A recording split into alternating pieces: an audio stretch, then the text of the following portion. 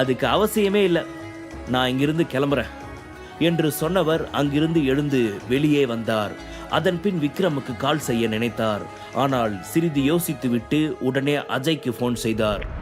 ஆனந்தின் குரலை வைத்தே ஏதோ சரியில்லை என்பதை உணர்ந்து கொண்ட அஜய் கிருஷ்ணா அவனிடம், என்ன நடந்தது ஆனந்த் என்று விசாரிக்க, விக்ரம் சார் இல்லாத டைமில் இங்கே ஆஃபீஸில் நிறைய சேஞ்சஸ் நடந்திருக்கு.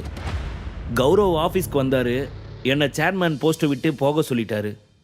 அது மட்டும் இல்லாமல் லால் ஃபேமிலி அவங்களுடைய ஷேரிங் மொத்தமாக 50% இருக்கிறதா ஏதேதோ சொல்கிறாங்க. உங்களுக்கும் கௌரவ் லாலுவுக்கும் இருக்கிற பார்ட்னர்ஷிப் பற்றி எனக்கு ரொம்ப நல்லாவே தெரியும். அதனால் அவர்கிட்ட என்னால் எதுவும் பேச முடியல. நானும் கிளம்பி வெளியே வந்துட்டேன் என்று அஜய் கிருஷ்ணாவிடம் ஆனந்த் அங்கு நடந்த அனைத்தையும் சொன்னான். என்னது, கௌரவ் லால் அங்கே இப்போ வந்திருக்கானா என்று ஷாக்காக கேட்டார் அஜய் கிருஷ்ணா.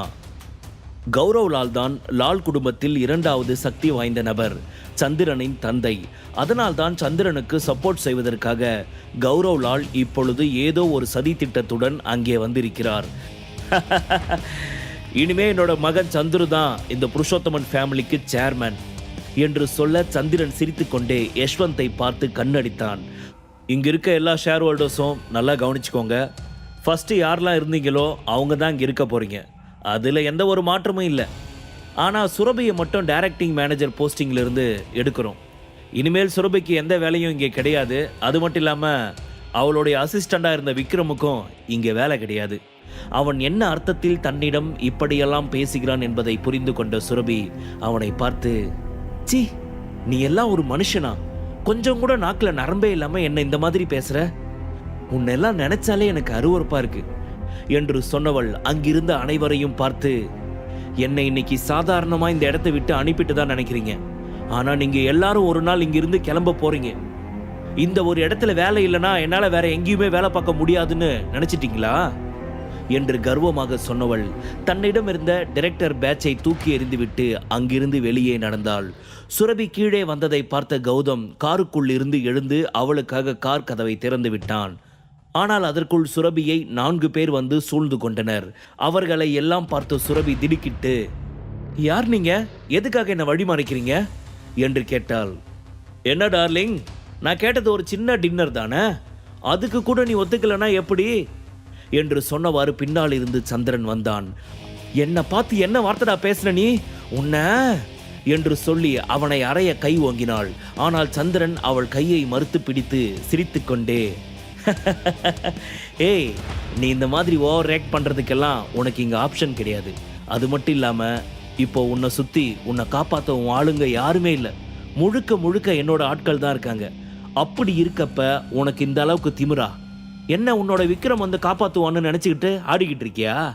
அதெல்லாம் எதுவுமே நடக்காது என்று வன்மமாக சொன்னவன் சுரபியை பார்த்து, டார்லிங், எனக்காக கொஞ்சம் வெயிட் பண்ணிக்கிட்டு, எனக்கு இங்கே ஒரு சின்ன வேலை இருக்கு, அதை முடிச்சிட்டு வந்துடுறேன் என்று சொல்ல சுரபிக்கு தன்னுடைய நிலைமை மிகவும் மோசமாக இருப்பதை நினைத்து கவலையில் அழுகை வர ஆரம்பித்தது. தூரத்தில் அவளுக்காக காரில் வெயிட் செய்து கொண்டிருந்த கௌதம் இதையெல்லாம் பார்த்துவிட்டு பிரச்சனை என்பதை உணர்ந்தவர் வேகமாக ஓடி வந்து அங்கிருந்த செக்யூரிட்டி அனைவரையும் அடித்து நொறுக்கினார். கௌதமை பொறுத்தவரை அவர் ஒரு டிரைவர் மட்டும் கிடையாது, முன்னாள் இராணுவ வீரரும் கூட. அது மட்டுமல்லாமல் இப்போது சுரபிக்கு விக்ரமால் பாடிகார்டாக நியமிக்கப்பட்டவர் என்பதை மனதில் வைத்து அவர் அனைவரையுமே அடித்து துவம்சம் செய்துவிட திடீரென்று ஒருவன் கௌதமை பின்னால் இருந்து கட்டையால் தாக்க அவரால் அதற்கு மேல் தாக்கு பிடிக்க முடியவில்லை. சுருண்டு தரையில் கீழே விழுந்தார். அவர் கண்களை மயக்கம் சூழ்ந்தது. வழியில் தரையில் இருந்து எழ முடியாது தவித்தவர் சந்திரனையும் கௌரவ் லாலையும் பார்த்து எச்சரித்தார். இங்க பாருங்க, அப்பாவும் பையனும் தேவையில்லாம தப்பு பண்ணிட்டு இருக்கீங்க. இந்த விஷயம் மட்டும் விக்ரம் சாருக்கு தெரிஞ்சிச்சுன்னா என்ன நடக்கும் தெரியுமா? உங்க ஒருத்தனுக்கு கூட தலை இருக்காது.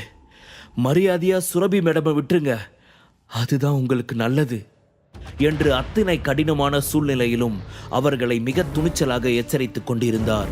வேகமாக ஓடி வந்து தனது காலால் கௌதமை ஓங்கி எட்டி உதைத்த சந்திரன், என்னடா பெரிய இவ மாதிரி பேசிக்கிட்டு இருக்க?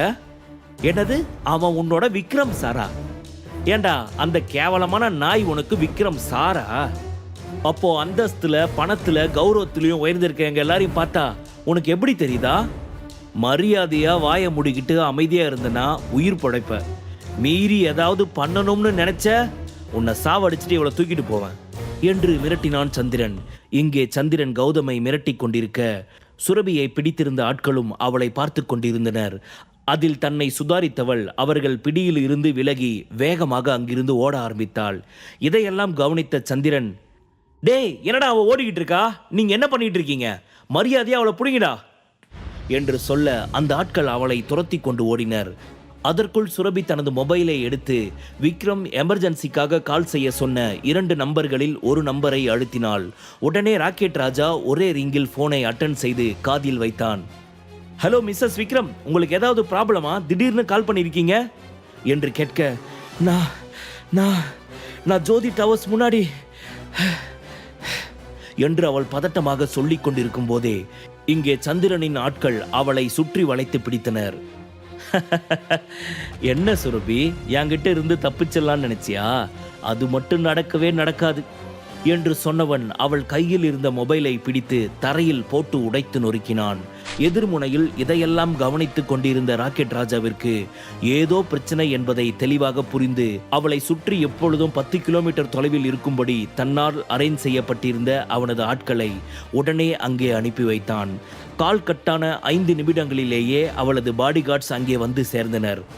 அவர்கள் அனைவருமே சுரபியை பிடித்திருந்த செக்யூரிட்டிகளை அடித்து நொறுக்கி அவளை மிகவும் பாதுகாப்பாக தங்கள் கை வளையத்துக்குள் வைத்துக்கொள்ள, இங்கே என்ன நடந்து கொண்டிருக்கிறது, யார் இவர்கள் என்று அங்கு நின்று கொண்டிருந்த சந்திரனுக்கும் கௌரவ்லாலுக்கும் ஒன்றுமே புரியவில்லை.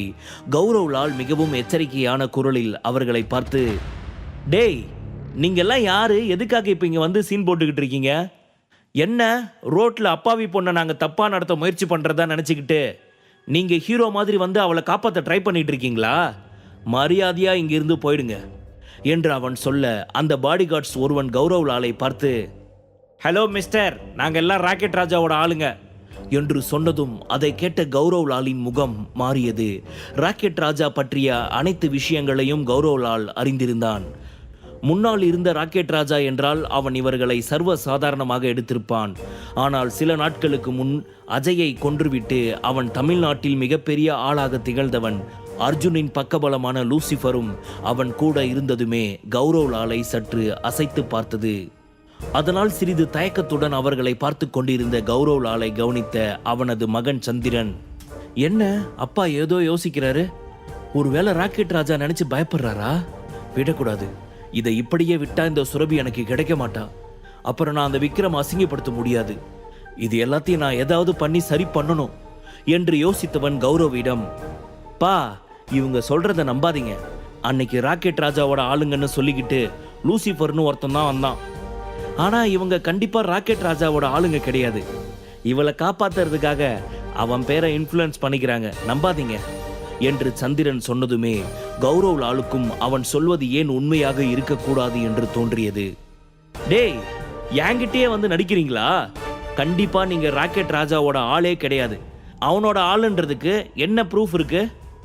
இதுக்கு முன்னாடி நீங்க ராக்கெட் ராஜாவை பார்த்திருக்கீங்களா என்று கௌரவ்லால் மிக தீவிரமாக கேட்டான். முழு கதையையும் கேட்டு மகிழ பாக்கெட் FM ஆப்பை டவுன்லோட் செய்யுங்கள். லிங்க் டிஸ்கிரிப்ஷனில் கொடுக்கப்பட்டுள்ளது.